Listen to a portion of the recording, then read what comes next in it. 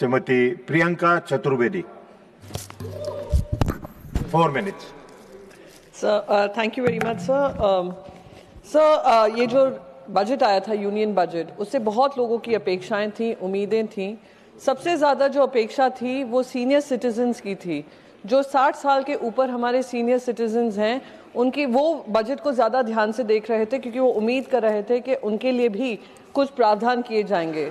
दुख इस बात का है कि उनका भी सोच इसमें नहीं लगाई गई, और जो बजट अनाउंस हुआ उसकी वाह तो हो रही है, पर कोई 60 साल के ऊपर के जो व्यक्ति हैं उनसे कोई नहीं पूछ रहा है उनके लिए क्या प्रावधान हुआ है।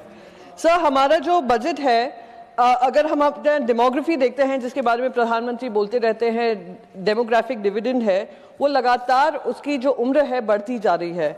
2050 में ये अनुमान लगाया जा रहा है कि करीब 30 करोड़ जो देशवासी होंगे वो 60 साल के ऊपर होंगे, जिसमें से बहुत सारे गांवों में रह रहे हैं या महिलाएं हैं। तो उनका ध्यान रखना, और ये हमारे इकोनॉमिक जो चैलेंज है, इकोनॉमिक चैलेंज होगा, सोशल चैलेंज होगा, और सबसे ज़्यादा हेल्थ चैलेंज होगा, उस पर उन्हें ध्यान नहीं दिया है। सर सबसे पहले मैं रेलवे कंसेशन की बात करूंगी। जब कोविड हुआ था, कोविड के समय पे बहुत सारी कटौतियां हो रही थी और पूरा देश लगा हुआ था एक साथ कि हाँ, जहां जहां कमियां हैं हम उसमें योगदान देंगे, जहां हमें अपने जो कंसेशंस हैं वो वापस लेने को तैयार हैं। उनको ये वादा किया गया था कि जब कोविड का कार्यकाल खत्म होगा तो कंसेशंस जो रेलवे के होते हैं वो वापस आपको दिया जाएगा। वो अब तक नहीं हुआ है। रेलवेज ने 8,913 करोड़ कमाए हैं, पर उनका जो कंसेशन है जो 6 दशकों से चल रहा था वो उनसे खींच लिया गया है। सर एल्डर केयर, कल राधा मोहन जी बता रहे थे सीनियर सिटीजन्स के बारे में, कैसे उनके जो बच्चे होते हैं रोजगार का माध्यम यहाँ पे नहीं मिलते हैं तो विदेशों में चले जाते हैं, और बुजुर्ग माँ बाप का ध्यान नहीं रखते हैं। सब रखने को तैयार है, पर साथ में दिक्कत यह है, वो सरकार से पूछें, जो 18% टैक्स लगता है एल्डर केयर पे, चाहे वो रेजिडेंशियल केयर फैसिलिटीज हो, होम केयर सर्विसेज हो, सपोर्ट सर्विसेज हो, वो उनके लिए मिडिल क्लास फैमिलीज के लिए अनअफोर्डेबल कर दिया है। सर जो टैक्स स्ट्रक्चर है उस पर भी कोई ध्यान नहीं दिया गया है। अब जीएसटी तो एसेंशियल डिसेबिलिटी पे भी है, जो अडल्ट डायपर्स होते हैं, व्हीलचेयर होते हैं, जो उनकी वॉकिंग एड होते हैं और अदर असिस्टिंग डिवाइसेस होते हैं, उस पे तो 12 से 18% जीएसटी लगाया हुआ है। सर हेल्थ केयर के डिडक्शंस मिलते हैं सेक्शन 80D और सेक्शन 80DDB।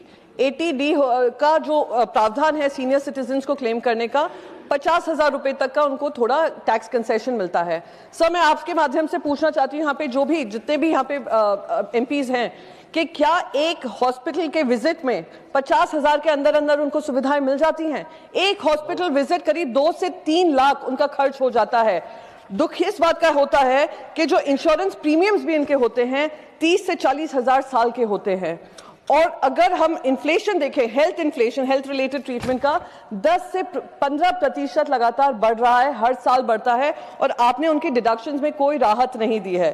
80DDB जो है वो क्रिटिकल इलनेसेस के लिए है, कैंसर हुआ, हार्ट अटैक हुआ, बाकी सारी मेंटल डिसेबिलिटीज होती हैं, जैसे जैसे उम्र बढ़ती है, उसका भी आपने कितना प्रावधान किया है? 1 लाख रुपए का। और अगर आप 60 साल के नीचे हैं तो सिर्फ 40,000 रुपए का। इससे बड़ा शर्मनाक बात क्या होगी? Sir universal age old pension, जब तक लोग अपने जिंदगी के आखिरी पड़ाव पे आते हैं तो उनकी इनकम तो बिल्कुल होती ही नहीं है, अगर पेंशन होते हैं तो बहुत कम होते हैं, जो अगर आप इन्फ्लेशन से भी एडजस्ट करें उनके पास पैसे नहीं रहते हैं।